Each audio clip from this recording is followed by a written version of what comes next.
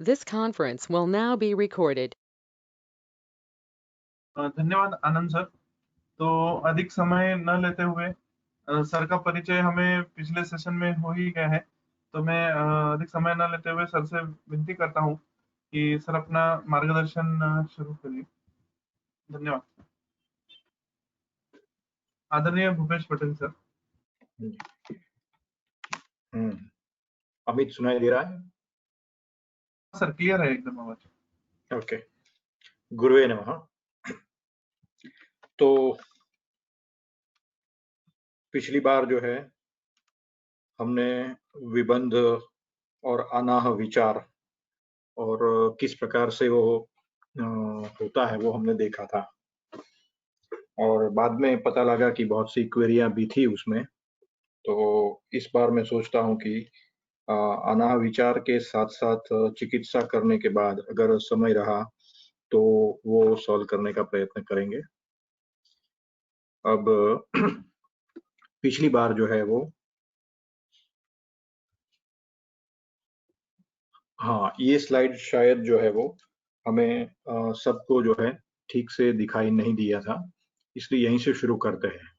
क्योंकि अनाह स्वरूप जो है वो किस प्रकार से है, वो किस प्रकार से अनाह होता है, वो थोड़ा शॉर्ट में इसमें दिया गया है। अगर ये एक बार देखकर आगे बढ़े तो मैं सोचता हूँ उसकी चिकित्सा थोड़ी सरल हो जाएगी, चिकित्सा सूत्र हमारे लिए सरल हो जाएगा।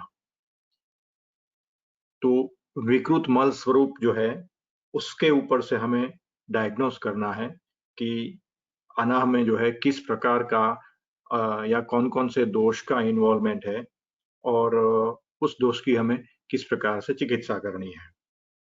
तो यहाँ 3 प्रकृति जो है उसमें किस प्रकार से आना होता है, क्योंकि ये आपने पिछली बार देखा था कि जो परिणाम कर भाव जो है वो किस प्रकृति में कम या ज्यादा होते हैं, और उस कारण जो है वो अजीर्ण और अजीर्ण पूर्वक अनाह वगैरह व्याधियां होती है। तो कफ प्रदान में जो है वो क्लेद और स्नेह ज्यादा होता है, और इस कारण जो है वो कंपेरेटिव अग्नि या उष्मा जो है वो कम होने के कारण मल में सामता या पैच्छिल्य दिखता है, और वो इसलिए वो जो है वो चिपकता है, संसक्त रहता है और पानी में जो है वो डूबता है। तो ये सामान्य साम और साम के साथ साथ जो है जिसमें क्लेद और स्नेह का प्राधान्य हो, इस प्रकार का मल है, और इस कंडीशन में जो है वो अनाह या फिर विबंध होता है। दूसरा जो है वो पित्त प्रकृति में है, और उसमें भी साम निराम दोनों इसलिए दिखाया है कि बहुत बार साम और निराम कुछ भी हो, लेकिन दोनों कंडीशन में जो है हमें विबंध या आनाह मिलता है। जैसे मृदु और क्लेदाधिक्य वाले जो है अगर मल रहा और पानी में डूबता है, पित्त प्रधान फलों में भी अगर क्लेद ज्यादा रहा तो ये मिलता है। और निराम जो है वो कठिन होते हुए भी जो है वो डूबता है, क्योंकि वो कठिन बहुत ज्यादा हो जाता है इस कारण, और वो काठिन्य जो है वो द्रव का पाचन होकर के मल शुष्क होता है, और इसलिए जो है वो निराम होते हुए भी वो पानी में डूबता है।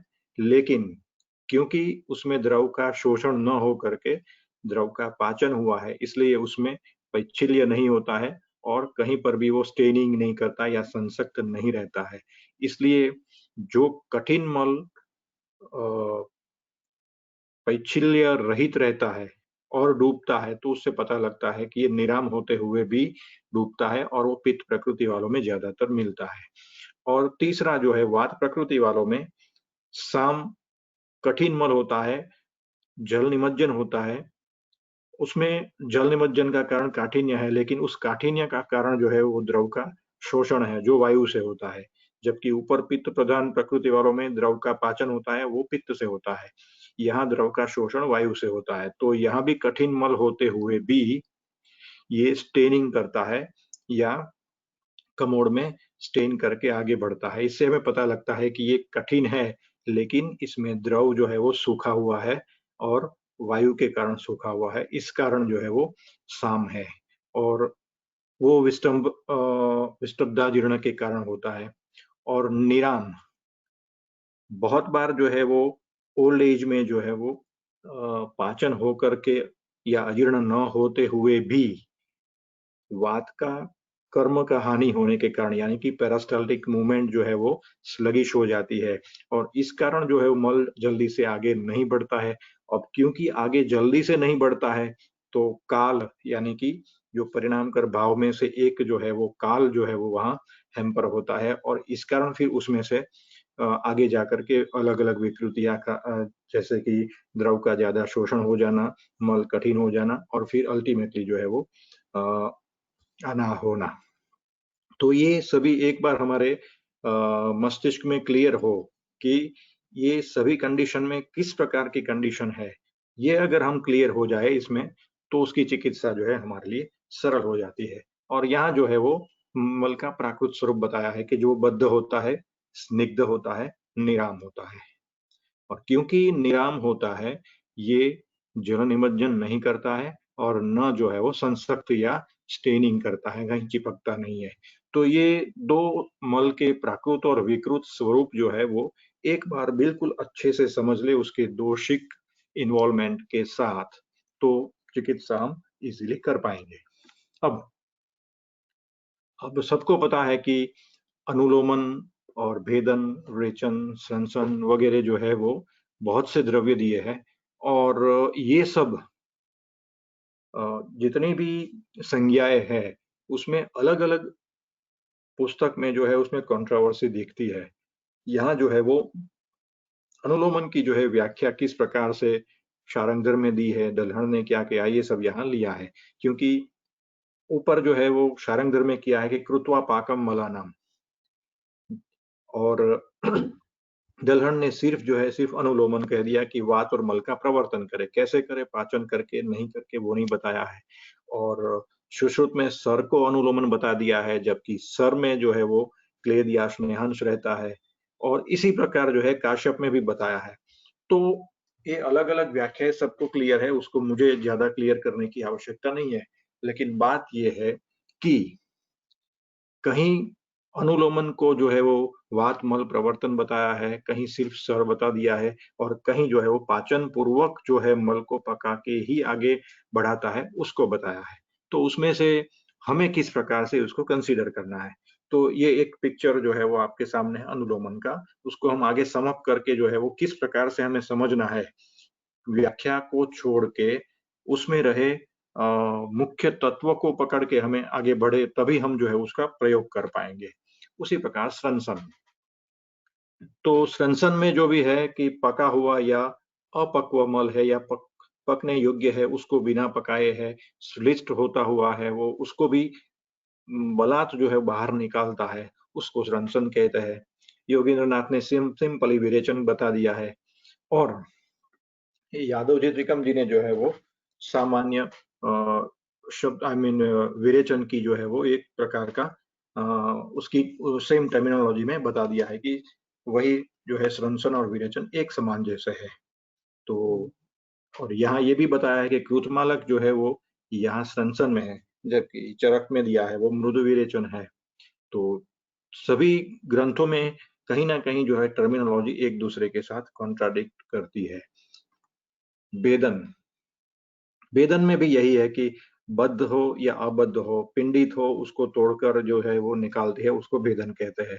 और उसके लिए भी जो है अलग-अलग अलग बताए दिए हैं। तो यहाँ ये सब व्याख्या जो है अलग-अलग मैंने रखने का प्रयत्न किया है कि जो अल्टीमेटली पिंडित मल को जो है भेद कर बाहर निकालता है, उसको द्रव बनाकर निकालता है, वो वेदन है। और कटुकी उसका एक उदाहरण दिया है शारंगधर ने और वही कटुकी जो है वो कहीं अलग जो है वो रेचन में दी हुई है। और यहाँ रेचन इसमें भी यही है कि पक्व या अपक्व जो है मल को द्रव बनाकर बाहर निकाले, उसको जो है वो रेचन कहते हैं। तो यहाँ भी अलग-अलग चरक और शारंगधर के जो है वो रेचन का अलग-अलग व्याख्यायित जो किया है वो यहाँ रखने का प्रयत्न किया है। हमारे लिए सबसे ज्यादा उपयोगी है चरक का वाक्य है कि मृदु विरेचन, सुख विरेचन और तीक्ष्ण विरेचन। अब चतुरंगुल मृदु विरेचन है, वहां शारंगधर में बताया है कि वो स्रंसन है। तो हमें ये सबको अल्टीमेटली किस प्रकार से ये चारों संज्ञाएं है, अनुलोमन है, भेदन है, रेचन है और स्रंसन है, इस चारों को किस प्रकार से समझना है और आपस में क्या भेद है, ये एक बार अगर उसका पता लगा लें तो द्रव्य को हम अच्छे से समझ पाएंगे और उसका प्रयोग भी कर पाएंगे। अब ये सबसे ज्यादा उपयोगी जो है हमारे लिए ये भाग है कि हमें अल्टीमेटली अधोभाग दोष हरण करना है। अब अधोभाग दोष हरण किस प्रकार से हो, तो हमें जो पहली 2 स्लाइड है वो याद होनी चाहिए कि मल का प्राकृत स्वरूप कौन सा होना चाहिए और वो किस प्रकार से हम वो मल का प्राकृत स्वरूप जो है वो बनाए। अब उसको बनाने के लिए जो भी द्रव्य जो भी गुण कर्म है उसका प्रयोग करना है वो हमें पता होना चाहिए। जैसे आगे जो 4 टर्मिनोलॉजी हमने देखी कि अनुलोमन, स्रंसन, भेदन और रेचन, उसमें से जो है वो अनुलोमन एक अलग पड़ता है और बाकी जो है वो स्रंसन, भेदन और रेचन जो है वो विरेचन का ही प्रकार है। और दोनों में मुख्य अंतर ये है कि अनुलोमन जो है वो पाचन पूर्वक जो है वो मल को आगे बढ़ाता है, वो कच्चा मल आगे नहीं बढ़ाता है। इसलिए जनरली जो है अनुलोमन कर्म अर्जित करने के लिए एक से ज्यादा फार्माकोलॉजिकल एक्शन या कर्म जो है वो हमें प्रयोग में लाने पड़ते हैं, जैसे दीपन, पाचन, ग्राही, आनाह प्रशमन, ऐसे अलग अलग एक्शन वाले द्रव्य का प्रयोग हम साथ में कम ज्यादा मात्रा में करने के बाद अनुलोमन कर्म हम परफॉर्म कर पाते हैं। जबकि विरेचन जो है वो सिंपली पकवा पकवा कोई भी मल हो उसको निकाल के बाहर करता है। और दोनों में दूसरा अंतर प्रैक्टिकली ये भी देखा जाता है कि आइडियली जो है वो अनाह या अनाह के साथ एसोसिएटेड जितने भी व्याधियां है, उदावर्त है, आदमान है, उसमें जो है उसका सामान्य शोधन यानी कि अनुलोमन करना चाहिए। विरेचन जो है वो जनरली पंचकर्म अंतर्गत विशेषतः करते हैं या फिर इमरजेंसी में जब हमें पक्वा पक्व मल को किसी भी प्रकार से इमरजेंसी में बाहर निकालना है तभी विरेचन करना है। तो यहाँ इस स्लाइड से जो है एक बात क्लियर ये हो जाती है कि अनाह को हमें ट्रीट करना है तो अनुलोमन एकमात्र हमारे पास ऑप्शन है या होना चाहिए, क्योंकि विरेचन जो है उसका उपाय नहीं है, क्योंकि विरेचन जो है वो एक बार पक्वा पक्व मल को बाहर तो निकालता है लेकिन दूसरे दिन फिर यही हाल होता है।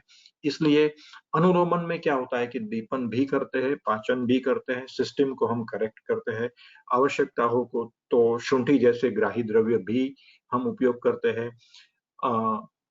पिप्पली मूल जैसे आन्हा प्रशमन द्रव्य का भी हम प्रयोग करते हैं और अल्टीमेटली जो है वो पाचन पूर्वक मल को पका के जो है वो शोधन करते हैं और इस क्रिया में जो है वो पाचन भी जो है वो सही होता है और अल्टीमेटली धीरे धीरे धीरे जो है वो अनुलोमन होता है या मल का निर्हरण प्रॉपरली होता है। और बहुत बार जो है ये हमें देना पड़ता है, बहुत बार इसकी आदत न भी पड़ती है, ऐसा होता है क्योंकि जनरली ऐसा होता है कि विरेचन द्रव्य की आदत पड़ती है।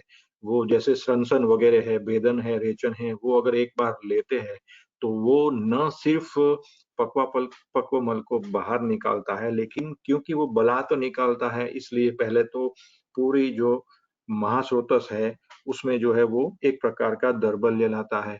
उसकी नॉर्मल क्रिया या फंक्शन जो है उसको थोड़ा जो है वो बिगाड़ता है और अल्टीमेटली वो है डिपेंडेंट बन जाते हैं। इसलिए विरेचन और उसके अंदर आने वाले स्रंसन, भेदन, रेचन का प्रयोग युक्ति पूर्वक ही करना है। अब हमारे पास मुख्य शस्त्र है वो अनुलोमन है और वो अनुलोमन हम किस प्रकार से करें वो यहाँ आगे हम देखेंगे। दूसरी बात, दोनों में हम विरेचनोपक द्रव्य का प्रयोग कर सकते हैं। जैसे जनरली विरेचनोपक द्रव्य जो है द्राक्षा, गांबारी फल, परुषक, पीलू वगैरह है, उसके अगर सामान्य गुण देखें तो स्निग्ध और सर गुण जो है वो सामान्य है, तीक्ष्ण गुण बहुत कम यूज होता है। लेकिन अल्टीमेटली जितने भी विरेचनोपक द्रव्य है वो सभी स्निग्ध, तीक्ष्ण और सर गुण वाले हैं और उसमें से किस प्रकार का गुण हमें आवश्यक है भी या नहीं, वो देखते हुए अगर हम विरेचनोपक द्रव्य का भी प्रयोग करें तो अनुलोमन कार्य हम अच्छे से परफॉर्म कर पाते हैं। मैं सोचता हूँ अब इतना क्लियर हो गया कि आनाह या आनाह के साहचर्य वाले जितने भी व्याधि है, उसकी मुख्य चिकित्सा अनुलोमन ही हो सकती है। जबकि श्वसन, रेचन, भेदन जो है वो इमरजेंसी की ट्रीटमेंट है, या फिर पंचकर्मा के अंतर्गत आने वाला विरेचन जो है, जिसमें स्नेहन हम करते हैं, पूरी सिस्टम या सभी स्रोतस जो है वो स्निग्ध होता है और फिर हम विरेचन देते हैं वहाँ। आगे हमने मल के स्वरूप देखा, तो वहाँ स्निग्ध है। तो यहाँ मल चाहे स्निग्ध ना हो, तो विरेचन, पंचकर्मागत अंतर्गत विरेचन में जो है वो पूरा शरीर और स्रोतस स्निग्ध होता है, जिस कारण जो है इजीली मल का विरेचन होता है या शरीर से निर्हरण होता है। लेकिन अगर 2 में से कहीं पर भी स्निग्ध गुण या भाव का अभाव हो, स्निग्ध भाव का, तो फिर वो शुद्ध चिकित्सा कंसीडर नहीं होती है। तो इसके बाद हम देखेंगे कि विबंध के साहचर्य वाले अजीर्ण, उदावरत, आनाह और आदमान, ये सब उसके साहचर्य वाले रोग है या फिर लक्षण है। उसको भी हमें ट्रीट करना होता है, क्योंकि ये सभी के कारण बहुत बार जो है वो विबंध, अल्टीमेटली मल का विबंध हमें दिखता है। चाहे वो अजीर्ण के कारण हो, तो हमें ये देखना पड़ता है कि पिछली बार जो हमने देखा था कि 3 में से कौन-सा अजीर्ण है, वो आमाजीर्ण है, विदग्धाजीर्ण है या विस्तब्धाजीर्ण है। और अगर इतना बोलने से हमें बहुत कुछ पता लगता है कि अगर आमाजीर्ण है, तो उसमें कफ का इन्वॉल्वमेंट है, उसी प्रकार पित्त और वात का इन्वॉल्वमेंट विदग्ध और विस्तब्धाजीर्ण में है। और कौन-सा भाव, यानी कि जो आहार परिणाम कर भाव जो है, उसमें कौन-सा भाव का न्यूनता है और कौन-सा भाव बढ़ा है, ये भी अजीर्ण जो है एक बार हमारे ध्यान में हो तो पता लग जाता है। उसी प्रकार उदावर्त, आदमान वगैरह है, उसमें वात का इन्वॉल्वमेंट है, उसमें वात का वैगुण्य रहता है, अनाह में भी यही है। तो उसका चिकित्सा सूत्र किस प्रकार से हम कह सकते हैं कि कफावरोध हो, तो दीपन पाचन करना है। यानी कि ज्यादातर जो है वो आमाजीर्ण वाली कंडीशन में दीपन पाचन अगर हम करें, तब ही हम अनुलोमन कार्य अच्छे से कर पाते हैं। क्योंकि अनुलोमन जो है वो एक पूरा मल्टीपल एक्शन जो है उसका एक कॉम्बिनेशन है, उसको अनुलोमन हमने समझा है, वो आप सबने अब तक देखा होगा। तो अल्टीमेटली अनुलोमन करने के लिए जो है वो दीपन भी करना पड़ता है, पाचन भी करना पड़ता है, तभी आहार का पूरा पाचन हो करके मल का स्वरूप जिस प्रकार से बनना है वो बनेगा। अब ये भी साथ में देखना होता है कि कफावरोध जो है वो एब्सोल्यूट कफ हमें मिलता नहीं है। हम सीखने के लिए कफ, पित्त, वात अलग-अलग हम सोचते हैं, लेकिन कोई भी व्यक्ति ऐसा नहीं है कि जिसमें सिर्फ कफ हो या सिर्फ पित्त हो या सिर्फ वात हो। तो कहीं न कहीं जो है वो पित्त या वात का संसर्ग या सन्निपात तो होता ही है, चाहे वो प्रकृतितः हो या विकृतितः हो। तो प्रकृति और विकृति ये भी सोचना एक आवश्यक है, क्योंकि दीपन द्रव्य जो है वो कटुरस से भी दीपन कार्य होता है और तिक्त रस से भी होता है। अगर मान लीजिए श्लेष्म पित्त प्रकृति रही, जिसमें श्लेष्मा और पित्त दोनों का इन्वॉल्वमेंट है और उसके कारण अजीर्ण है, तो उसमें जो है वो दीपन के लिए तिक्त रस का भी आवश्यकता रहेगी। तो और कफ प्रधान रहा तो उसमें शुंठी वगैरह तीक्ष्ण उष्ण द्रव्य से जो है वो दीपन और पाचन दोनों होगा।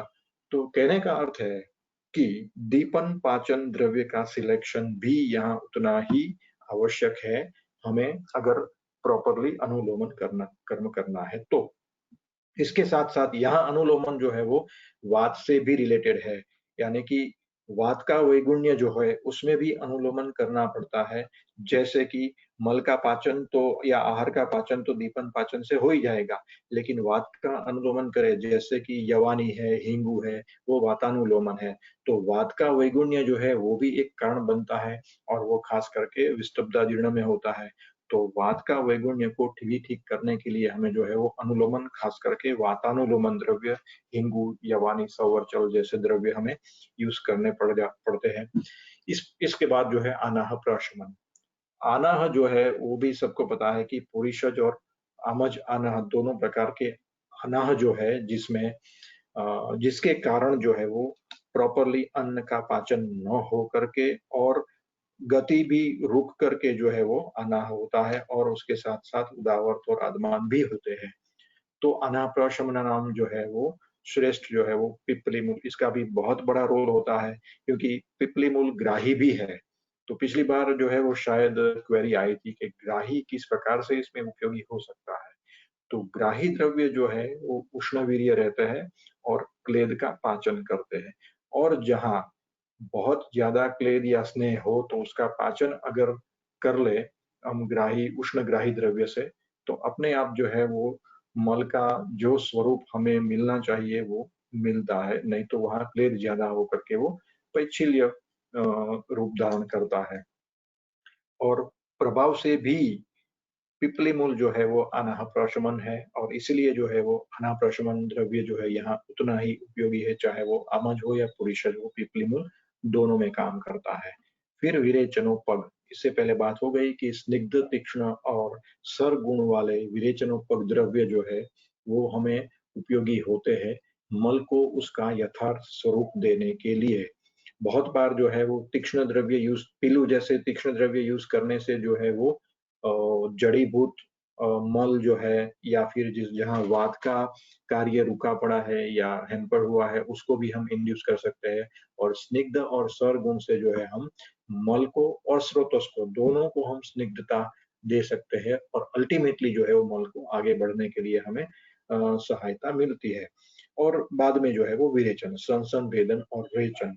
और आज मैं सोचता हूँ हम अनुलोमन के ऊपर ही ज्यादा देखेंगे क्योंकि श्रंसन भेदन रेचन जो है वो इसके बाद आता है। अगर हम प्रॉपरली अनुलोमन कर लेते हैं तो बहुत बार हमें जो है 100 में से 90 में जो है वो श्रंसन भेदन या रेचन द्रव्य का प्रयोग करने की आवश्यकता नहीं पड़ती है।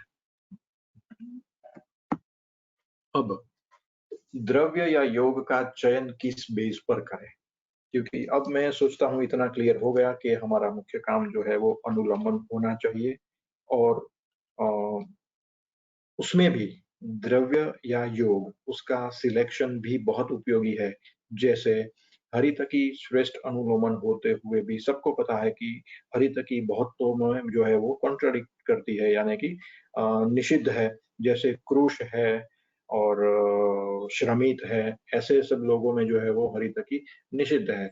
तो इसका अर्थ ये भी है कि हरितकी जैसी जो पथ्यानाम बताया है वो भी अगर निषिद्ध हो सकती है तो इसका अर्थ है बहुत से द्रव्य जो है इस यहाँ उससे भी ज्यादा जो है वो तीक्ष्ण है और उसका भी प्रयोग अच्छे से हमें करना चाहिए, यानी कि युक्ति पूर्वक उसका चयन या सिलेक्शन करना चाहिए। तो उसमें क्या क्या क्राइटेरिया होता है ये हम देखेंगे यहाँ।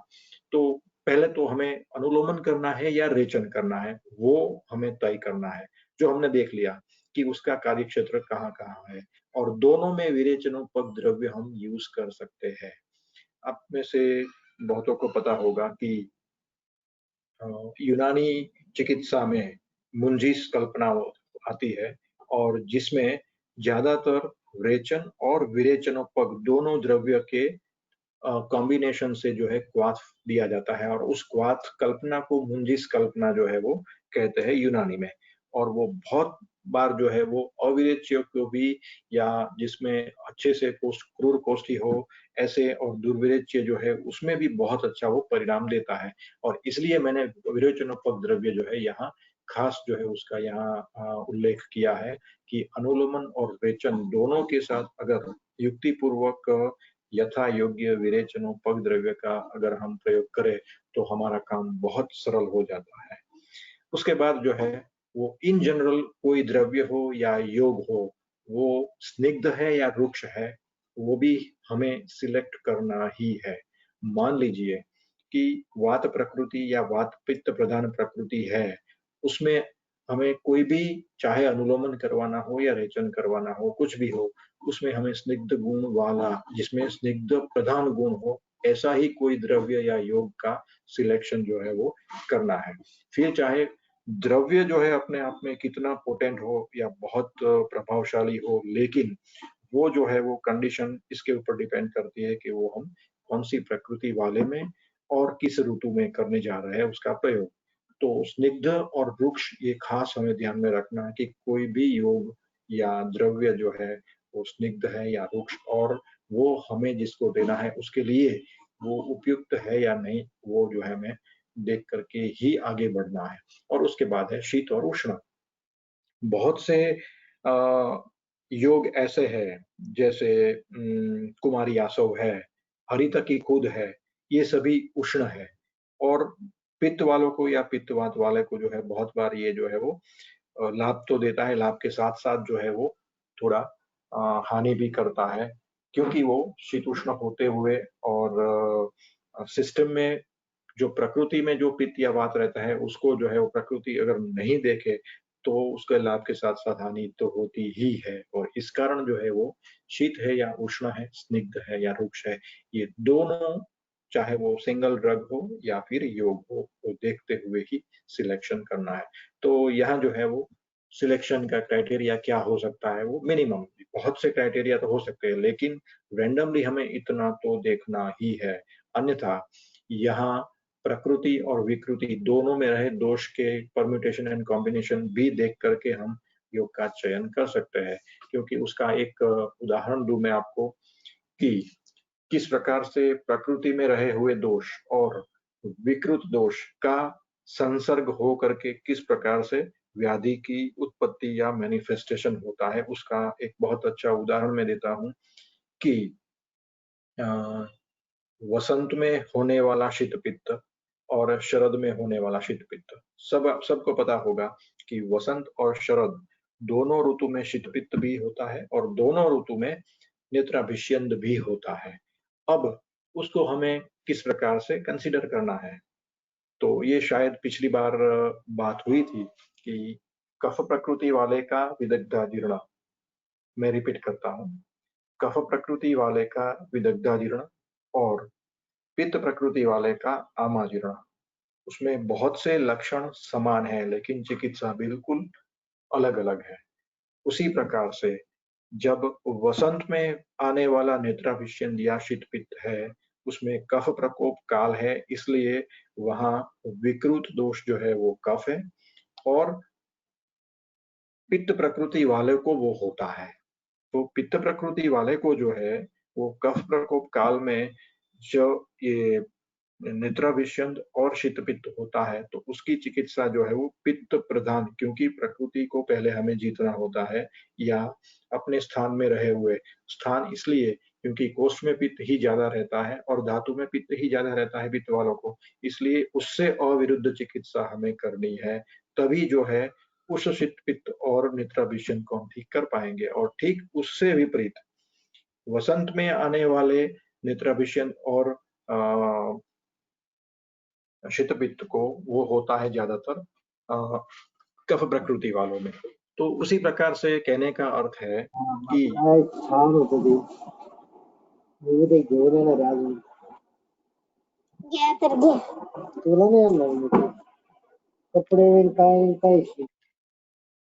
हेलो,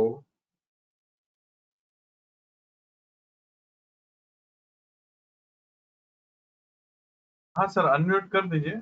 म्यूट ऑल कर दिया था, किसी का माइक शुरू हो गया।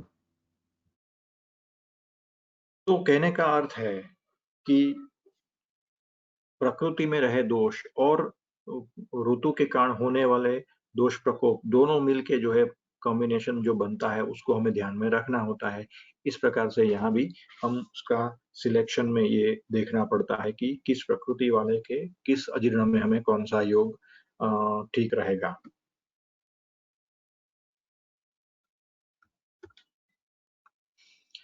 तो अब अनुलोमन कर्म, जिसमें श्रेष्ठ हरितकी बताई है, अनुलोमन कर्म हम किस प्रकार से जो है वो परफॉर्म करें या फिर किस प्रकार से हम अनुलोमन कर्म जो है वो करें, इसका यहाँ जो है उदाहरण के साथ बताने का प्रयत्न किया है।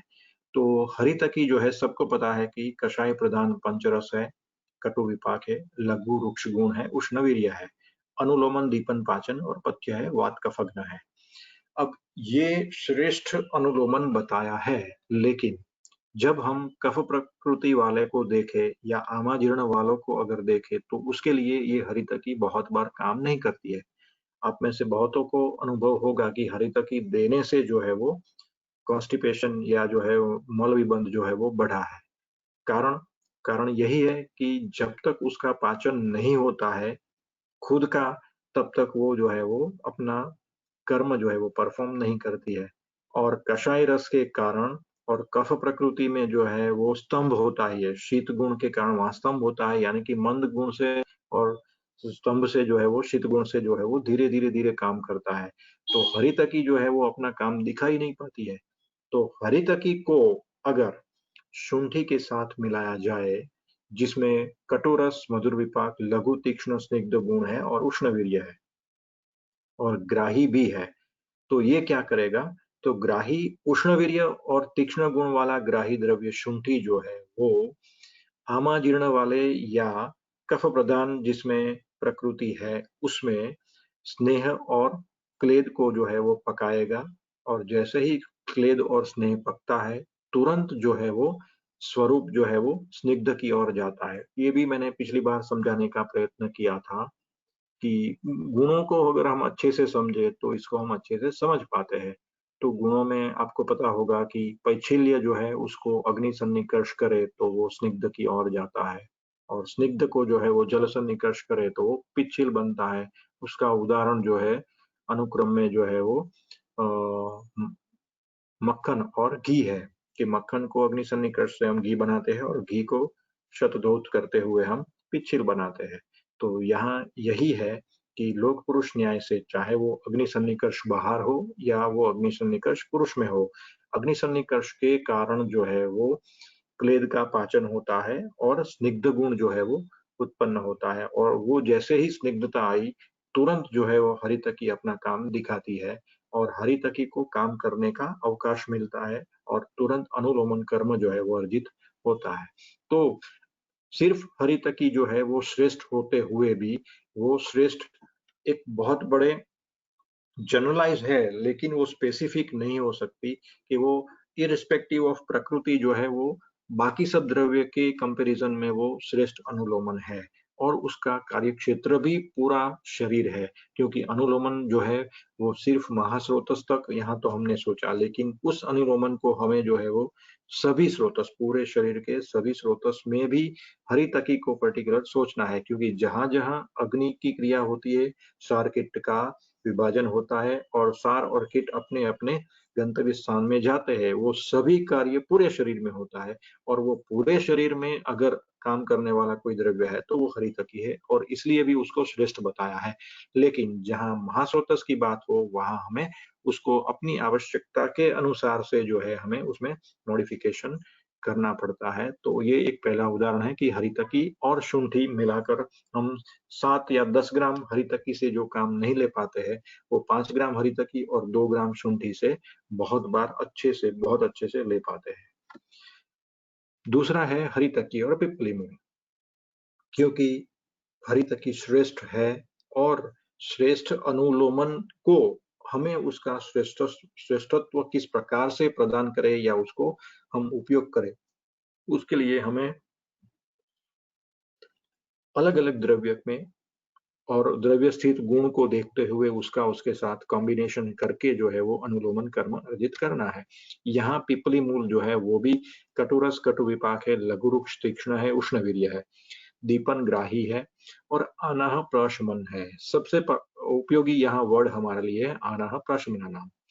तो जिसको अनाह का चाहे वो हमज हो या पुरीषज हो प्रॉब्लम रहता है, उसके लिए जो है वो अगर मात्र पिपली मूल यूज करे तो लंबे समय के बाद जो है उसको कॉन्स्टिपेशन तो होता ही है, क्योंकि अनाह का प्रशमन हो जाता है, अन्न का पाचन हो जाता है, लेकिन उसको अच्छे से आगे बढ़ाना जो है वो काम मात्र पिपली मूल से नहीं होता है।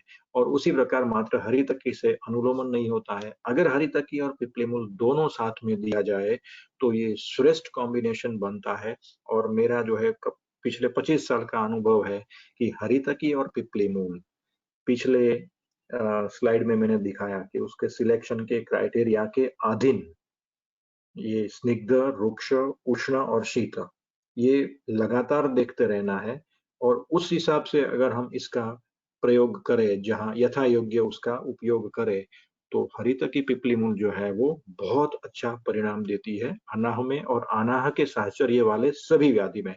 मैं बार-बार इसलिए अनाह और उसके साहचर्य वाले व्याधि कहता हूँ कि इसी व्याधि के कारण जो है मर्माघात होता है, जो त्रिमर्म अध्याय में शुरुआत में आनाह से ही शुरू होता है और तीनों मर्म के प्रॉब्लम जो है वो उसका मुख्य कारण आनाह और उदावर्त ही है।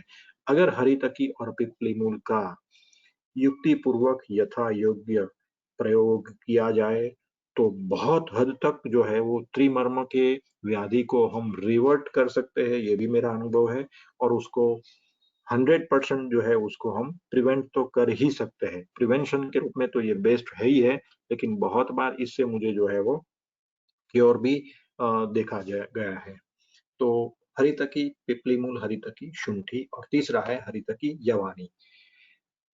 अब जहाँ वायु का वैगुण्य सबसे ज्यादा इन्वॉल्वमेंट वाला हो, वहां हमें तीक्ष्ण, उष्ण ऐसा और दीपन पाचन के साथ वातानुलोमन और शूल प्रशमन। अब शूल प्रशमन सबको पता है कि शूल जो है वो वायु का चल गुण जो है उसके कारण ही होता है। जब वायु बद्ध होता है तब उसके चल गुण के कारण ही शूल हमें प्रतीत होता है। तो शूल प्रशमन दशवानी में जो टॉप 10 में दिया है, इसका अर्थ ये भी है कि किसी भी प्रकार से वायु अगर बद्ध होता है तो उसके लिए ये जो है वो बेस्ट द्रव्य है। अब वो बद्ध होने का कारण कफ हो सकता है या वैगुण्य हो सकता है। तो वैगुण्य से लेकर के आवरण, ये दोनों के लिए जो है यवानी श्रेष्ठ है। साथ में उसके अलग गुण जो है कि कटु रस, कटु विपाक और तीक्ष्ण गुण, ये सब जो है वो पाचन में भी काम करते हैं और हरितकी के गुण को एनहेंस करते हैं। और ये कुल मिला के हरितकी और यवानी वात प्रधान प्रकृति वालों में अनुलोमन कर्म बहुत अच्छा करता है और इससे आगे भी बढ़ता है, क्योंकि बहुत से मेरे विद्यार्थी को ये पता है कि इसमें और एक आगे जैसे योग कैसे बनता है वो इससे भी पता लगता है कि बहुत से योग, ये सिंपल योग ही का एक क्या है कि प्रोस्पेक्टिवली योग बनाने का भी एक एक्सरसाइज है कि हरितकी यवानी का योग है नहीं कहीं पर भी, ये हरितकी पिपली मूल का भी नहीं है, लेकिन हम गुण को सोचते उसको हम अच्छे से बना सकते हैं। तो यहाँ हरितकी यवानी और सैंधव या हरितकी यवानी और सवर्चल मिला के बहुत अच्छा अनुलोमन होता है और उसके कारण जो है वो अश्वरी में, क्योंकि अश्वरी में वात का वैगुण्य मुख्य होता है और इसी कारण जो है वो मूत्रभास स्रोतस में जो लंबे समय तक मल रूप मूत्र का काल अगर लंबा हो जाता है तभी तो वहां जो है वो अश्वरी बिल्ड होना शुरू होता है। तो उसके लिए हरितकी यवानी और सवर्चल मैंने बहुतों को दिया है और शूल प्रशमन के साथ साथ ये अनुलोमन कर्म करता है। अब अनुलोमन जो है वो इन्वर्टेड कॉमा में बार बार इसलिए बोल रहा हूँ कि अनुलोमन जब भी हम बोले तब दीपन, पाचन और उसके साथ साथ मल का अपने गंतव्य स्थान में प्रॉपर वे में उसका आगे बढ़ना, ये सभी एक साथ जो है अनुलोमन से हमें पता लगना चाहिए। सिवाय कि वातानुलोमन जब हम बोले तब सिर्फ वात से वो रिलेटेड है, लेकिन मात्र अनुलोमन जो है वो दीपन पाचन पूर्वक मल का पाचन करके उसको अपने स्रोतस में आगे बढ़ाना, ये सभी काम अनुलोमन से है और ये हरितकी यवानी से इस प्रकार से होता है जहाँ वात का प्राधान्य होता है। चौथा है हरितकी और गोमूत्र। जहां दोष बहुत ज्यादा हो, हरितकी और तीक्ष्ण और विषग्न ऐसे विशेष गुण वाला गोमूत्र जिसमें कटुरस, कटु विपाक है, लघु रुक्ष, तीक्ष्ण, उष्ण वीर्य है और अनुलोमन भी है, बहुत अच्छा वात और कफग्न है।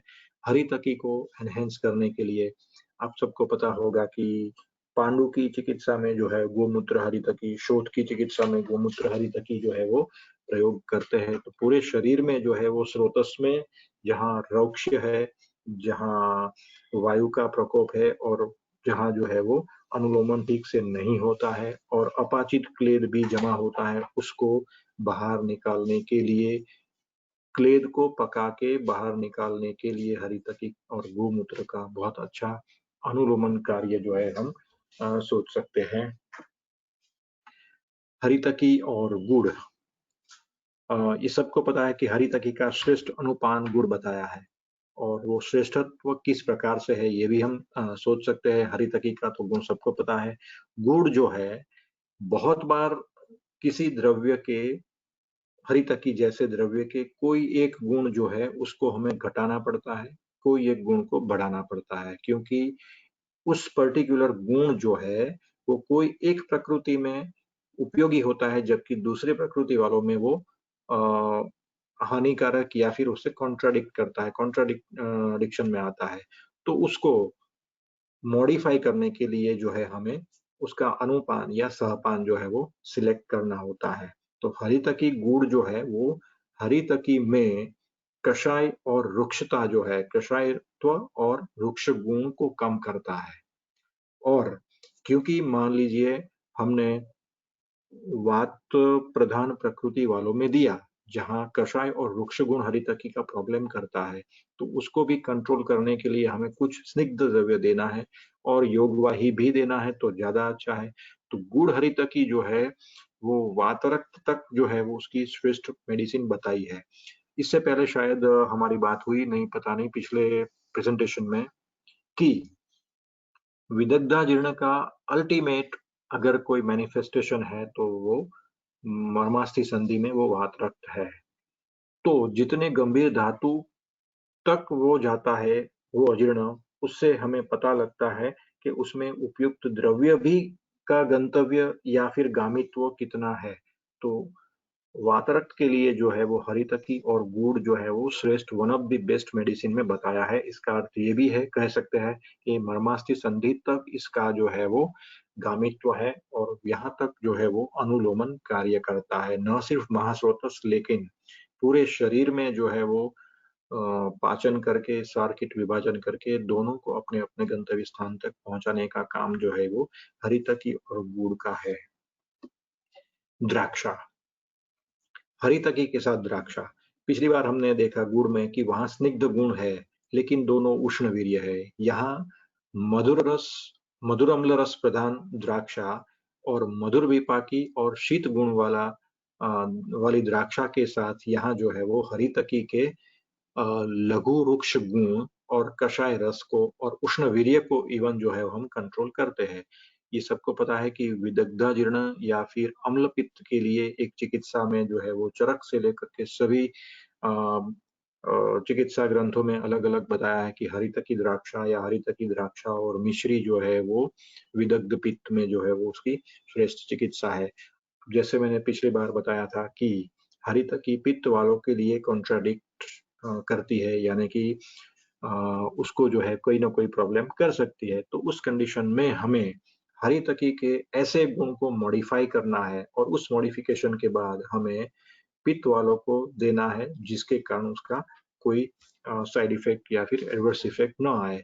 तो द्राक्षा हरितकी को देने से जहाँ अ, हरितकी निषिद्ध बताई है, उसी कंडीशन में जो है वो द्राक्षा हरितकी दे सकते हैं। उसमें एक्सेप्शन है गर्भिणी, गर्भिणी में तो ये देना नहीं है, लेकिन उसके अलावा जितने भी है वहाँ द्राक्षा और हरितकी देने से, जहाँ हम हरितकी नहीं दे सकते वहाँ हम द्राक्षा मिला के बहुत अच्छे से उसका प्रयोग कर सकते हैं। अगर इसको और ज्यादा माइल्ड करना है, हरितकी के स्वर गुण को या अनुलोमन गुण को बनाए रखते हुए, क्योंकि यहाँ हमारा मुख्य गुण है अनुलोमन, मुख्य कर्म है अनुलोमन, और उस कर्म को जो कॉन्ट्राडिक्ट न करे ऐसे और सहायक हो, और बाकी के जो हमारे लिए पर्टिकुलर कंडीशन में जो हानिकर हो, ऐसे गुण को हमें कॉन्ट्राडिक्ट या काउंटरएक्ट करते हुए यहाँ हम द्राक्ष के साथ मिश्री भी मिला सकता है, जो और ज्यादा मधुर मधुर विपाकी और स्वर गुण वाला जो है वो एक्शन दिखाता है। तो हरितकी द्राक्षा या हरितकी द्राक्षा और मिश्री बना करके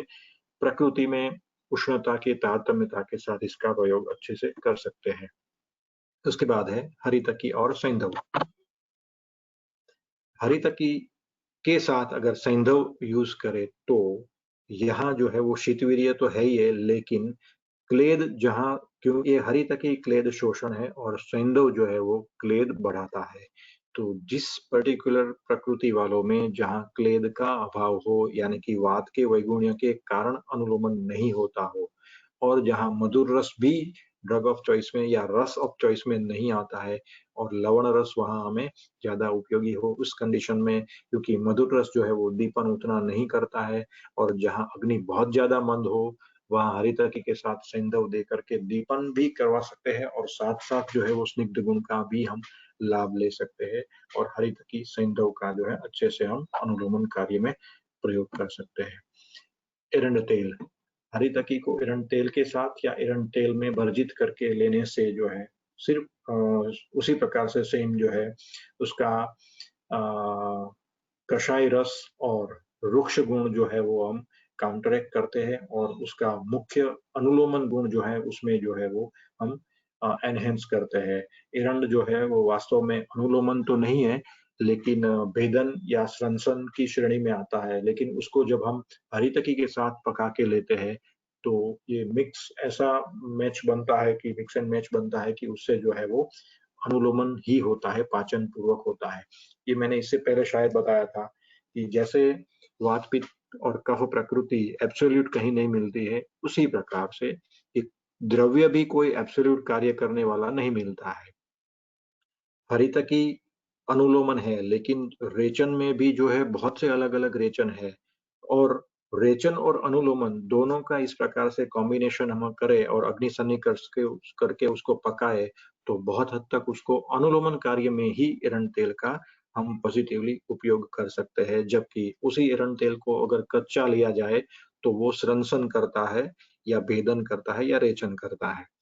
तो यहाँ उसको अग्नि सन्निकर्ष करके हरितकी के साथ पका के हरितकी के जितने भी पर्टिकुलर कंडीशन में जो वृक्ष गुण और कषाय रस जो है हमारे लिए जो उपयोगी नहीं है या उष्ण गुण जो है वो ज्यादा उपयोगी नहीं है, वहाँ हमें ये प्रयोग हरितकी को एरंड तेल के साथ कर सकते हैं। और उष्ण गुण मैंने इसलिए बोला कि दोनों उष्ण होते हुए भी जब कोई भी द्रव्य या यौग बहुत ज़्यादा स्निग्ध बनता है, तो अपने आप जो है उसकी उष्णता कम होती है। तो एरंड तेल चाहे उष्ण हो, लेकिन उतना स्निग्ध और पिच्छिल है कि उसके कारण जो है वो हरितकी की उष्णता जो है कम होती है और अल्टीमेटली उसका सहत्व बढ़ता है। हरितकी शर्करा, इससे पहले बताया था हरितकी द्राक्षा के साथ शर्करा या फिर बिना द्राक्षा के साथ शर्करा भी हम ले सकते हैं, उसको पैलेटेबल भी बना सकते हैं और विपा का भी मुख भी बना सकते हैं। क्योंकि हरितकी के साथ अगर शर्करा लें तो पाचन जो है वो स्निग्ध गुण के कारण जहाँ स्नेह का अभाव हो वहाँ ये स्नेह भाव जो है उसको पूर्ण करता है और उसका अच्छे से पाचन हो करके जो है वो वात पित्त प्रकार की कंडीशन जहाँ जो है वो रुक्षता भी है थोड़ी बहुत और उष्णता भी है, तो वहाँ इसको जो है दोनों को काउंटरैक्ट करते हुए जो है शर्करा और हरितकी दोनों मिला के जो है बहुत अच्छा अनुगमन कर्म करता है। अब मैं सोचता हूँ कि ये जो है अनुलोमन कार्य जो है वो तो एंडलेस है और हम सोच भी सकते हैं अपने-अपने हिसाब से जितना हम उसमें ज़्यादा सोचे उतना हम उसमें गति कर पाते हैं। लेकिन अनुलोमन के बाद जो है विरेचन द्रव्य जो है उसका मैंने यहाँ द्रव्य और योग का लिस्ट जो है वो सूची मात्र दी है, क्योंकि उसके गुण के अनुसार मैं सोचता हूँ कि अब तक जो हमने अलग-अलग गुण और उसमें मॉडिफिकेशन और उसमें एंटागोनिज्म यूज़ करके कोई किसी एक गुण को घटाना या किसी एक गुण को बढ़ाना और उस गुण का यथार्थ प्रयोग करना। ये जो है मैं सोचता हूँ कुछ हद तक जो है आपको धीरे-धीरे सबको जो है वो समझ में आ गया होगा और उस प्रकार की थिंकिंग भी या सोचने की ट्रैक भी अब डेवलप हो सकती है। अब उस ट्रैक को सोचते हुए हम यहाँ कटुकी, तिरुरु, एरंडेल वगैरह जितने भी रेचन है, उसमें कुल मिला के जो है वो पूरा स्रंसन भी है, भेदन भी है और रेचन भी है, ये सभी प्रकार का यहाँ कॉम्बिनेशन दिया हुआ है। लेकिन वो कहाँ किस प्रकार से उपयोगी हो सकता है, उसका युक्तिपूर्वक हम प्रयोग करें, तभी जो है हमारे लिए वो उपयोगी है। जैसे मार्कंडी है, आज सब बहुत यूज़ करते हैं सब मार्कंडी का, लेकिन मार्कंडी यूज़ करने से जो है वो एक प्रकार का एटोनिया डेवलप होता है और इंटेस्टाइन जो है वो स्लगिश होकर के जो है वो उससे आदी हो जाते हैं, यानी कि हैबिट फॉर्मिंग होता है, तो उसका प्रयोग नहीं करना है। लेकिन उसी मार्कंडी को हम विरेचनों पग द्रव्य के साथ मिलाकर लेते हैं तो वो नहीं होता है। तो कहने का अर्थ है कि द्रव्यों को किस प्रकार से उसमें स्थित गुण और उसमें किस कैसे गुण वाले द्रव्यों के साथ उसको मिला के ले और अल्टीमेटली वो गुण समूह या सांकर्य से कौन सा एक्शन परफॉर्म होगा, ये अगर हम सोच सकते हैं तो उसका हम यथार्थ प्रयोग कर सकते हैं। उसी प्रकार से यहाँ विरेचन योग दिया है। पिछली स्लाइड में हमने दिया था द्रव्य सिंगल द्रव्य, और यहाँ जो है वो अलग-अलग योग है, त्रिफला है, नाराज चूर्ण है, स्वादिष्ट विरेचन वगैरह है। नाराज चूर्ण जो है बहुत अच्छा योग है कि जो प्रयोग अच्छे से हम कर सकते हैं और इजीली बना भी सकते हैं, जिसमें 4 भाग शर्करा है, 4 भाग त्रिवृत है और 1 भाग जो है वो पिप्पली है। अब ये कैसे काम करता है मैं इसलिए बताना चाहता हूँ कि योग का सिलेक्शन, उसमें रहे हुए इंग्रेडिएंट्स और वो कैसे काम करता है और कुल मिला के उसकी कलेक्टिव एक्शन कैसे आती है, वो अगर हम सोच पाए तभी उसका हम अच्छे से प्रयोग कर पाते हैं।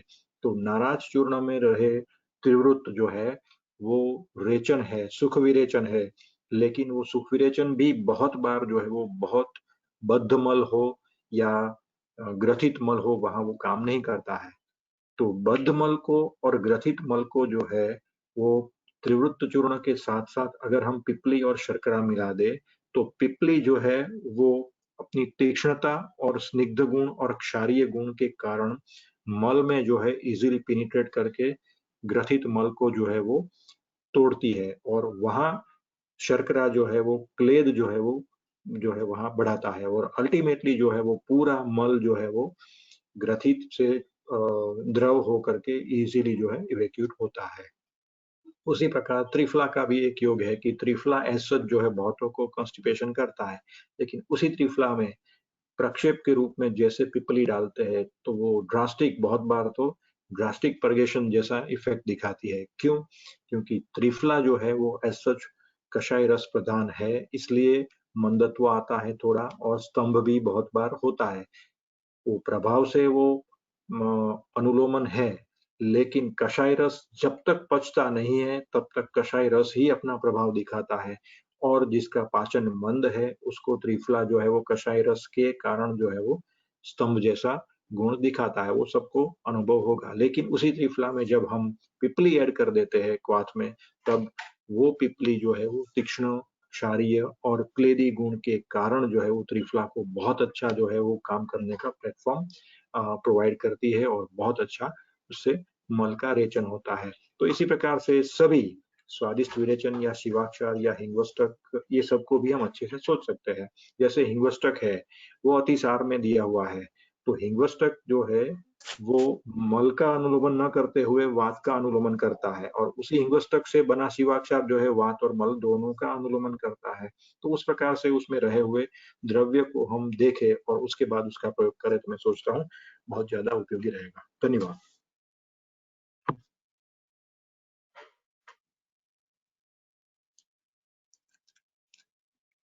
धन्यवाद अमित, सर। हाँ सर। हाँ, अगर अ, देख लो कोई क्वेरी है तो हम बात कर सकते हैं, पिछली बार की और इस बार की दोनों। हाँ सर, एक बहुत ही अच्छा कंसेप्ट जो है अभी हमारे सामने ये क्लियर हो गया है कि हमें ज़्यादा पाचन और अनुलोमन पे ही ध्यान देना है, ना कि ज़्यादा श्वसन रेचन पे। तो ये एक चीज़ बहुत बड़ा टेक होम मैसेज है हम सबके लिए। तो इस परिप्रेक्ष्य में कोई प्रश्न है अपने तो आप चैट बॉक्स में डाल सकते हैं।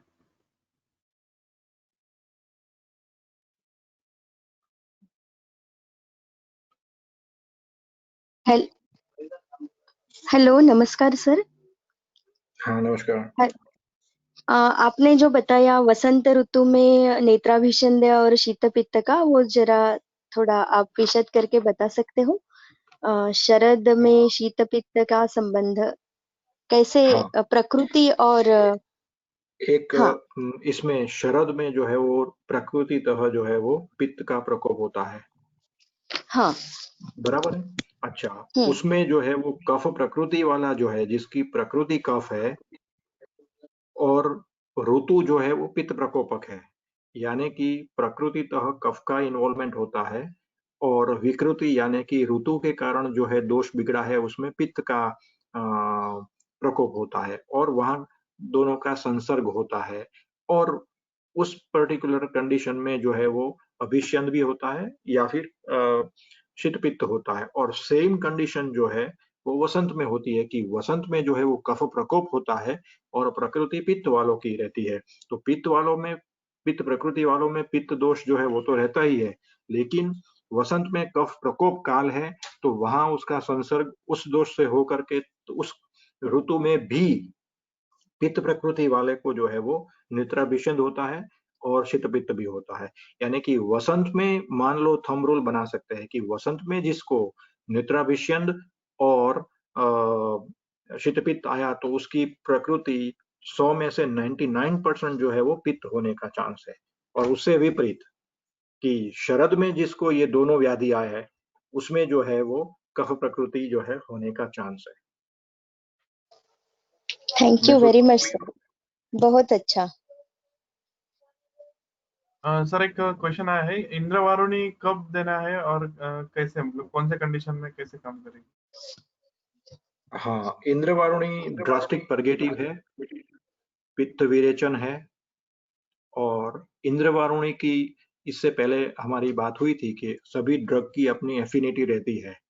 तो इंद्रवारुणी जो है वो पित्त का विरेचन करवाती है और बहुत कटिंग पेन करती है, इसलिए इंद्रवारुणी विषाक्त भी है, इसलिए उसको डाइल्यूशन करके लेना है। जैसे इंद्रवारुणी लेना है तो इंद्रवारुणी मूल को जो है उसका मूल का हीम बनाकर हीम ही लेना है।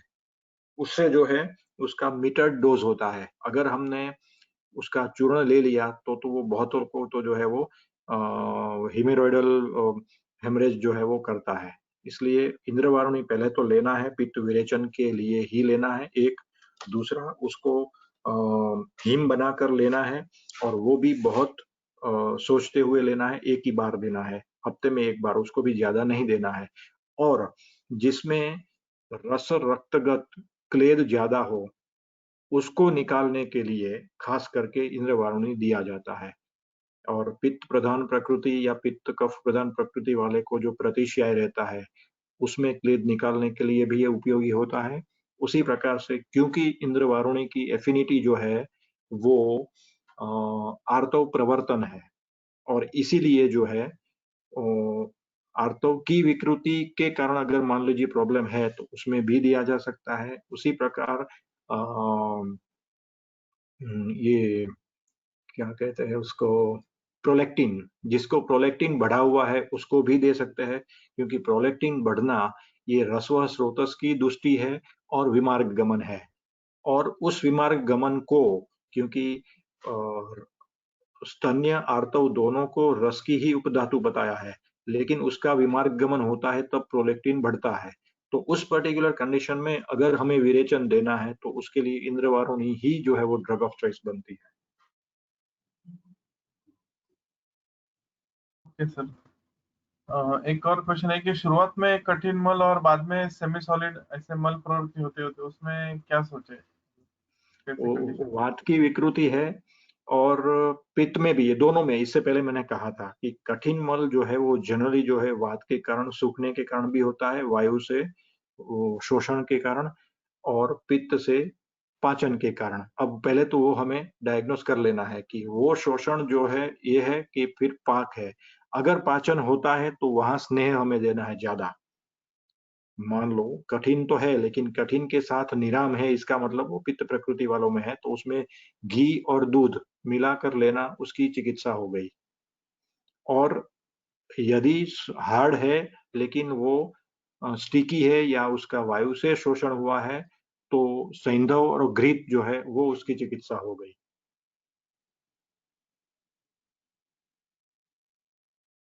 ओके सर, एक और सवाल है, कायम चूर्ण जैसे। बीच में ये भी बता दूं कि ये भी लंबे समय तो नहीं ले सकते हम, इसलिए हरितकी को ही हमें मॉडिफाई करके लेना है। ये पहले मैंने बताया ना, सैंधव घृत है मान लो, तो हरितकी के साथ सैंधव मिला के या उसको और ज्यादा स्निग्ध एरंड तेल, एरंड ब्रुष्ट हरितकी में सैंधव मिला के ले तो वो जिसमें वायु से शोषण हो करके जो हार्ड स्टूल है उसके लिए वो जो एब्रू और सैंधव ठीक रहता है, बराबर है। और पित्त से पाचन हो करके जिसका हार्ड मल हुआ है उसको घृतभृष्ट जो है हरितकी के साथ जो है वो शर्करा मिला के दे तो ज्यादा अच्छा रहता है।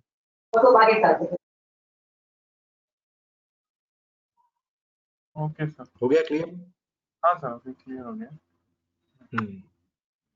बहुत सारे पेशेंट हमारे पास ऐसे आते हैं कि कई सालों तक कायम चूर्ण वगैरह ले लेके उनके में प्रॉब्लम आ जाते हैं, तो उसको कैसे टैकल करें?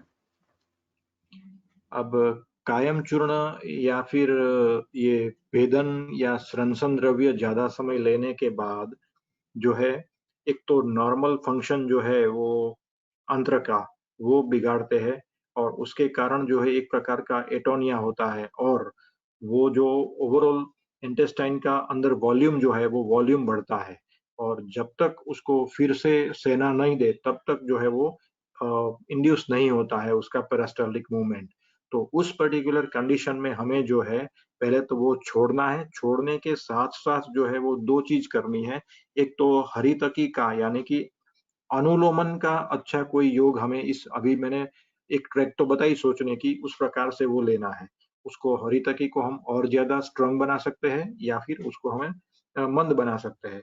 तो उस पर्टिकुलर कंडीशन में हमें हरितकी को स्ट्रांग बनाना है, यानी कि उसको एरंड तेल के साथ या फिर यवानी के साथ इस प्रकार से उसको और ज्यादा स्ट्रांग बना के दे सकते हैं। और साथ में ऐसे कषाय रस द्रव्य देने हैं, खास करके पंचक्षीरी वृक्ष में वट जो है, वटक्षीर को जो है वो शर्करा के साथ लेने से जो है वो धीरे धीरे वो कषाय रस जो है वो मस्कुलर टोन फिर से लाता है, और इस कारण जो है वो फिर से टोन होकर के वो अपना काम करता है। और नंबर 3 में जो कुपीलु वाला योग है वो भी दे सकते हैं शुरुआत में, क्योंकि कुपीलु जो है आक्षेप जनन है और वो पेरिस्टाल्टिक मूवमेंट भी इंड्यूस करता है, इसलिए शुद्ध कुपीलु या फिर अग्नितुंडी वटी या आमपाचन वटी जिसमें कुपीलु है, ऐसे द्रव्य योग भी शुरुआत में दे सकते हैं। फिर उसको विड्रॉ करना है, फिर धीरे धीरे जो है वो कषाय रस खास करके वटक्षीर वाले शर्करा के साथ वटक्षीर दे करके जो है वो मस्कुलर टोन जो है वो इंटेस्टाइन का फिर से रीगेन या रिस्टोर करना है। और यथा योग्य जो है वो हरितकी का प्रयोग या हरितकी प्लस अन्य द्रव्य जो हमें ठीक लगे प्रकृति और ऋतु को देखते हुए उसका हमें प्रयोग करना है। तो ये मल्टीपल फंक्शन जो है हम मल्टीपल योग दे करके जो है उसको ठीक कर सकते हैं, जो ऑलरेडी डिपेंडेंट है स्रंसन योग या द्रव्य के ऊपर। सर आईबीएस में वटक्षीर अच्छा रहेगा क्या दीपन पाचन करने के बाद, जो मसल टोन जाता है उसमें? आईबीएस में ऐसा होता है कि आईबीएस जिसको होता है वो ज्यादातर पित्त प्रधान प्रकृति वाले ही रहते हैं ज्यादातर, और वहां जो है हमें उससे ज्यादा हमें उपयोगी रहता है कुटज जो शीतग्राही है। तो वहां कुटज है या फिर बाल बिल्व है, या अगर पित्त प्रकृति नहीं हो या फिर थोड़ा सहत्व हो तो उसमें थोड़ा शुंठी वगैरह है, इसको ज्यादा मैं सोचता हूँ प्रयोग करें तो ज्यादा अच्छा रहेगा। क्योंकि ओके। कोई भी स्तंभन द्रव्य जो है ये वटक्षीर जो है वो दीपन तो नहीं करेगा उतना, और क्योंकि दीपन या अग्नि जो है वो बिल्कुल बिगड़ा हुआ है उसी कंडीशन में तो वो आईबीएस हुआ है। हाँ, यस। दीपन पाचन के साथ नहीं, टोन बढ़ाना है तो वटक्षीर का यूज अगर पहले करें। उसके सिम्टम्स जो है यानी कि आईबीएस हाँ मेन उसका जो कार्डिनल सिम्टम जो है अतिसरण, वो बंद होने के बाद दे सकते हैं हम। हाँ, अग्नि अग्नि डेवलप होने के बाद। हाँ, उसके बाद दे सकते हैं बिल्कुल। Okay, thank you sir. बिल्कुल। सर एक और सवाल था। छोटे बच्चे विबंध रहता है बहुत बार, तो हम्म उसको कैसे टैकल करें, या कितने दिनों तक ऐसे अनुलोमन द्रव्य दे सकते हैं? इतने कम उम्र में देना है नहीं देना है, कैसे उसमें सोचे? हाँ, उसमें अनुलोमन तो ठीक है, उसमें अजीर्ण का कारण ढूंढना पड़ेगा, क्योंकि बिल्कुल छोटा बच्चा है मान लो तो अजीर्ण का कारण तो ढूंढना ही पड़ेगा। और कफ वाला मुख्य रहता है जिसमें आमाजीर्ण रहता है, तो स्तन्य की अगर दुष्टि है तो उसको ठीक करना है। अगर वो अ, दात्री जो है वो दात्री को भी हमें मेडिसिन देनी है। और तीसरा जो है वो पैसिव मूवमेंट करवानी होती है, बहुत बार जो है वो बच्चों को नाभि की नीचे यानी कि राइट लेग के ऊपर से लेकर के हॉर्स शू शेप में जो है वो मसाज करना होता है, यानी कि नीचे से नाभि के ऊपर लेकर के लेफ्ट साइड ले जाए, फिर हाथ उठा ले, यानी कि जो डिसेंडिंग कॉलन है वहां से लेकर के एसेंडिंग कॉलन और फिर सिग्मोइड कॉलन तक जाना है उसको। वो जो मूवमेंट मल की रहती है उसको हमें पैसिव मूवमेंट देनी है। ये एक बहुत बड़ा उपाय है, बहुत अच्छा है, बहुतों में काम करता है। और मैंने कहा कि वो धात्री और बच्चा दोनों को जो है वो स्तन्य शुद्धि करवाए और बच्चों को जो है वो पाचन हो, और उसमें खास करके जो है वो धात्री ये वचा हरिद्रादि जो है, वचा हरिद्रादि उसमें बहुत अच्छा काम करता है। और अगर उससे भी काम ना बने तो फिर कटुकी जो है वो बच्चों के लिए बेस्ट रहती है।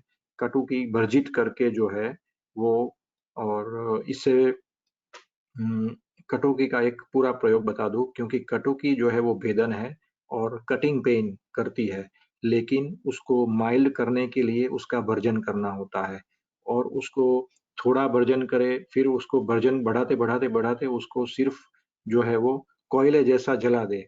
तो कच्चे से लेकर के कोयला तक जो है हम 5-7 अलग-अलग ग्रेडेशन में उसको पका सकते हैं और उसको माइल्ड कर सकते हैं। तो यहाँ तक कि उसका चारकोल बना करके भी दे सकते हैं जिसको जो है वो मृदु कोष्ठ है और कटिंग पेन का प्रॉब्लम है, और उसको कम-कम भर्जित करके उसकी पोटेंसी हम जो है उसको हम बचा सकते हैं। तो अकॉर्डिंगली जिसकी जैसी आवश्यकता हो और टॉलरेंस हो, क्योंकि उसका कटिंग पेन तो आता है लेकिन कफ प्रकृति वालों में और बच्चों में उतना नहीं होता है, इसलिए जो है वो उसको अच्छे से सीधा जो है वो तवे के ऊपर भर्जन करके कटुकी जो है वो हम दे सकते हैं।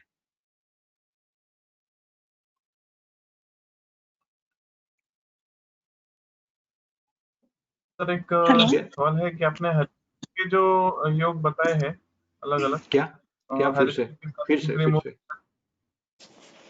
हरितकी के जो योग है अलग अलग, हम्म। हरितकी के साथ हरितकी के साथ यवानी, उसमें प्रमाण कैसा हो उसका, प्रमाण कितने मैंने प्रमाण में कहा उसका ना फॉर्मेट? कि उसको हमें शीत उष्ण रुक्ष स्निग्ध ये दोनों देखना है। अब शीतता और उष्णता प्रकृति में भी देखनी है और ऋतु में भी देखनी है। मान लो पित्त प्रकृति वाले को शरद में देना पड़ जाए तो हरितकी के साथ पिपली और शुंठी जो है या फिर पिपली मूल है वो बहुत कम देना है या नहीं देना है, बराबर है, क्योंकि वहां ऋतु भी शरद है और प्रकृति भी पित्त प्रधान है। और उससे विपरीत हो कि प्रकृति कफ हो और वसंत ऋतु हो तो वहां हम जो है पिपली और शुंठी बढ़ा सकते हैं।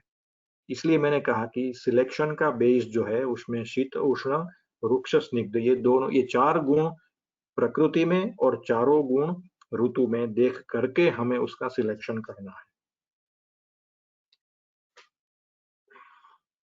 और एक बार इसका प्रयोग करना शुरू करें तो अपने आप इससे पता लग जाता है कि किसको क्या देना है या कब देना है या नहीं देना है।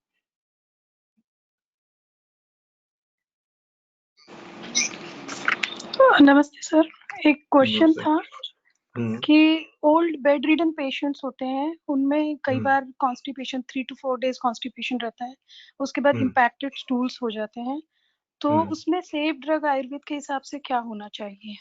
उसमें ओरली पहले तो कुछ नहीं देना है, सीधी बात है। अगर 4 दिन हो गया है तो अच्छी सी मात्रा बस्ती जो है त्रिफला तेल या ऐसा कोई भी लवण, चिंचा लवण तेल का जो है वो श्रेष्ठ रहता है। उसमें चिंचा लवण तेल की मात्रा बस्ती, और एक बार चिंचा लवण तेल से अगर उसका अच्छे से मल का निर्हरण हो जाता है, उसके बाद हमें जो है वो ओरल ट्रीटमेंट देनी है कि उसका कारण क्या रहा वो ढूंढ के फिर हमें वहां अनुलोमन देना है। उसमें स्निग्ध और लवण प्रधान, इसलिए मैं बता रहा हूँ कि बेड रिडन है और ओल्ड एज है तो उसमें वायु का प्राधान्य रहता है, इसलिए स्नेह और लवण ये दोनों के साथ एप्रोप्रिएट जो है वो हरितकी को देना है। लेकिन उससे पहले जो है एक बार तो उसको चिंचा लवण या ऐसी कोई भी मात्रा बस्ती से एक बार मल का हमें निष्कासन करना है, उसके बाद ही ये देना है। Okay sir, thank you sir. Welcome. Sir गर्भिणी में बहुत सारे ड्रग्स अभी कॉन्ट्राइंडिकेटेड है, तो हम अनुलोमन के लिए कौन सा सिलेक्ट करें? उसमें अगर विबंध है ज्यादा ये उसमें तो 3 चीज ही काम करती है, दूध, घी और द्राक्षा। यानी कि गर्म दूध में घी बड़ी मात्रा में 1 या 2 बार दे, और खास करके वो निरन्न कोष्ठ दे, और खाने के लिए द्राक्षा भी दे। ये 2-3 द्रव्य जो है निरापद है, बाकी सभी जो है कॉन्ट्राइंडिकेटेड है। सर अभी कुछ बहुत ही मतलब ऐसे होते हैं पेशेंट की गर्भिणी, उसमें ये देने से भी नहीं होता है, मतलब मल की शुद्धि, तो फिर तो फिर उसमें वहां फिर जो है वो क्षीर बला की मात्रा बचती, क्षीर बला तेल की मात्रा बचती।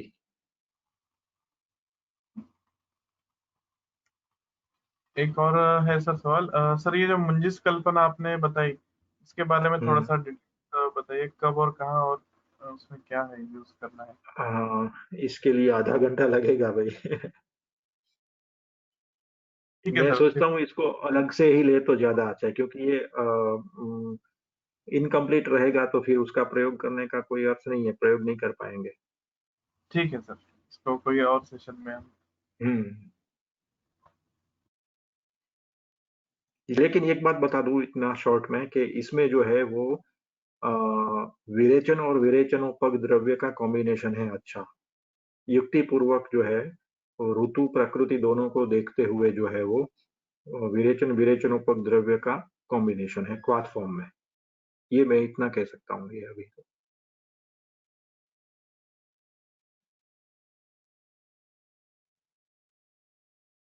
ओके। हो गया क्लियर? हाँ सर, हो गए अभी हम्म। Sir clear.